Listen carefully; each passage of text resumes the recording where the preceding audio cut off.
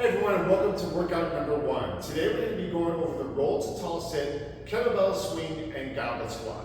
So to get started, you'll grab one kettlebell or dumbbell, and you're going to actually start on the ground. You'll have the kettlebell to one side, and you're going to roll over to that side, kind of like in this fetal position. Take the arm that's on the bottom and loop it through the kettlebell handle. I want you to get a nice firm grip on that kettlebell, and then take your top hand and grab your fist and roll to your back. Now, using both hands, press that kettlebell up to the ceiling and make sure that your wrist is nice and straight. Don't let it flop backwards. The same side foot, that knee will be bent, and this leg will be at about a 45-degree angle from your body. To initiate, you don't want to do a sit-up. You want to drive through this planted foot and push through that foot and roll to your elbow. Then you're going to lift your elbow off the ground and come to the tall sit position.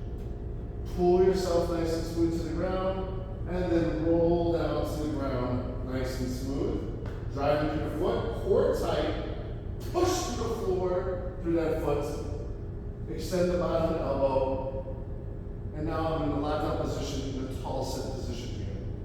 As you notice, my wrist is nice and straight, and my elbow is completely locked out. My shoulders packed, and again, squeezing my lat and not shrugging my shoulder. Rolling on down. One more time. Push through the floor. Elbow extended. Tall sit position. Coming back down. Pull it down with both hands. Roll to the side. Let me show you from the other side too, okay?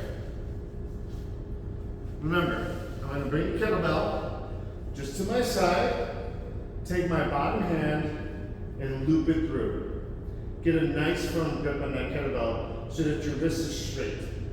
Take your top hand, grab your fist, and roll to your back. Use both hands to push the kettlebell up. The kettlebell will be angled towards your hip a little bit so that you can keep your shoulder from shrugging. Pushing through the planted side foot.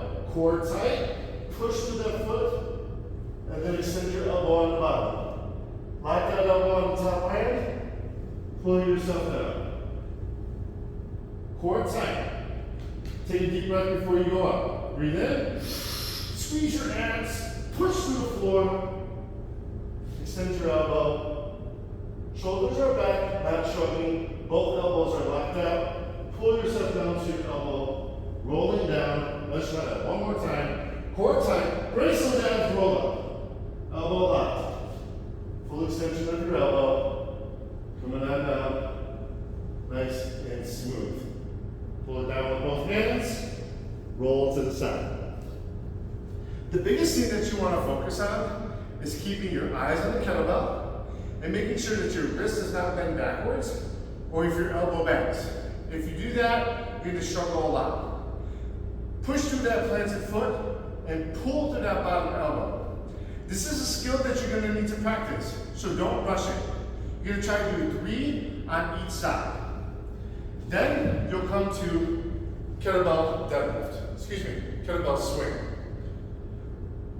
Then you'll come to kettlebell swing, which is the natural progression of the kettlebell deadlift. So, in the kettlebell deadlift, we're above the bell and we move through our hips. Now with the kettlebell swing, we're doing a powerful, explosive move through our hips. So what we want to do is snap the hips with power by swinging the belt through our legs. So I form this tripod position of one foot, the kettlebell, and my other foot, in a nice triangle position. But all the things that I would typically do for my deadlift are going to be consistent. So my core will be tight, I'm going to move through my hips, grab that kettlebell, and I'm going to hike it very fiercely between my legs. Hike. Notice how I'm not standing up or getting pulled through. My spine stays in the same position. My shoulders are above my hips are above my knees. After I hike that kettlebell, I'll feel my hamstrings loaded up with tension. I'm going to explode my hips. I'm going to try to do 10 nice strong swings. So my core is tight, move through, keep those shoulders down, hike, extend. come to a fully tall position. So squeeze your glutes, lock out your legs, and then wait for your arms to hit you before you go back into your swing. So there's a little bit of a game of patience here. After I snap my hips, the momentum will take the bell, and then will start coming back to me. And when I reconnect my elbows to my ribs, that's when I'll hinge my hips again. Snap. Let it float. Elbows touch. Hinging back. Again, this is a skill-based move, meaning that you're going to have to take your time and focus on technique versus trying to get the reps done. So, the more that you focus on one cue at a time, I'll bring you through the cues as we do the workout, you're going to feel more confident. If you feel strain or any kind of discomfort in your lower back, go back to your deadlifts and then see if you can get back into your swings. Okay, the next move is going to be the goblet squat. We've done these in the workouts before, but to reiterate, I'm going to bring the kettlebell into goblet position. I grab it by the horns here. My elbows are in, my core is tight, I pull myself down, and I drive up. I pull myself down, and I drive up. So it's almost like I'm sitting on the curb. Core tight, elbows in. Drive up. Pardon me down. Keep your elbows in so you can use your lats versus shorting your elbows out where you're going to strain your neck a little bit.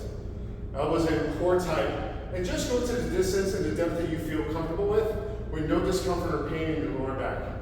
I'll see you in the workout.